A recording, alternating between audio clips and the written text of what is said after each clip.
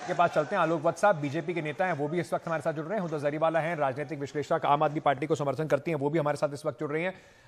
आलोक साहब, ये supreme court के डिसीजन के बाद इस तरीके के जो शर्मनाक सीन देखने को मिले, ये किसी भी पॉलिटिकल पार्टी के लिए, जनतंत्र के लिए बड़ी शर्म वाली बात है। चाहे आप बीजेपी से हो, चाहे आप आम आदमी पार्टी से हो, ऐसा तो शायद नहीं होना चाहिए। आपको नहीं लगता?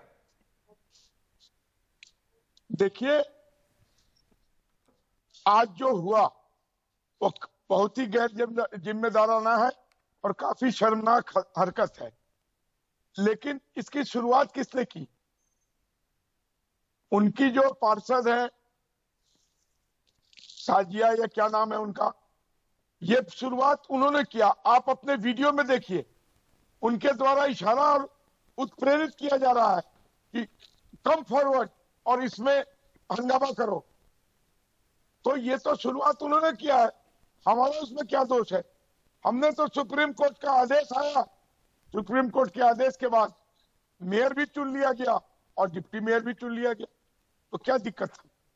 आप अपने वीडियो को देखिए, उस वीडियो में साफ साफ साजिया निर्देशित कर रही है फ्रंट सीट से अपने बैक बेंचर्स को कि आगे आओ और इस हंगामे में शरीक हो। Very clear, very very clear.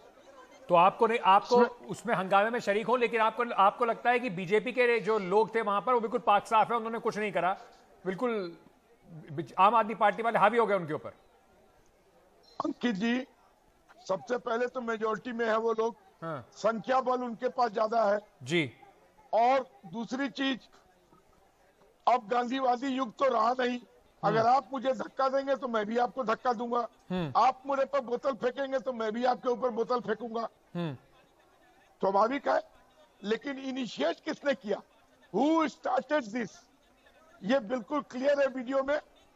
ठीक है। It's a lady sitting in front row, उन्होंने इस चीज को बढ़ावा दिया और ये मारपीट की तरफ इंगित किया। तो इनिशिएट जिसने किया, उसके बाद हुदा जी गलती क्या है? आप लोग धक्का देंगे तो वो भी बोल के धक्का देंगे, कह रहे हैं कि अब गांधी जी वाला जमाना नहीं रहा है।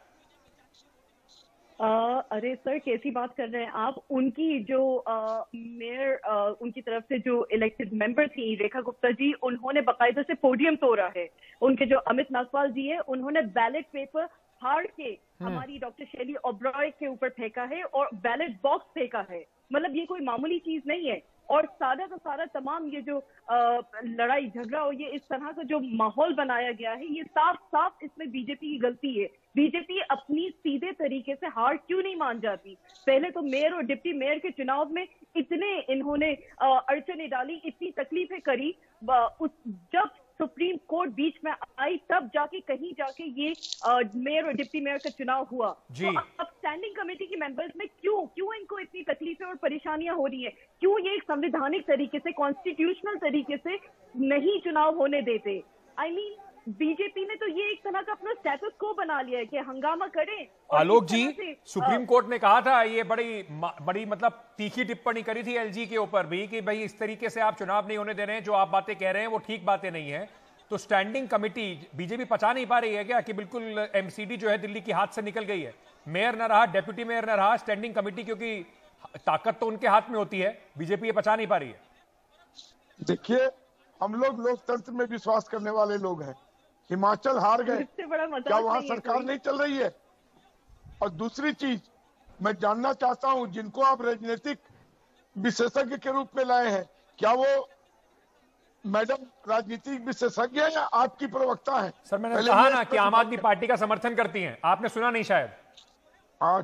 फिर ठीक है, फिर ठीक है, then there is no problem। मुद्दे की बात कर लीजिए ना। लेकिन कुल मिलाके जो आप कह रहे थे आलोक जी, जो आप कह रहे थे कि बीजेपी जो है वो डेमोक्रेसी में, जनतंत्र में बिलीव करती है।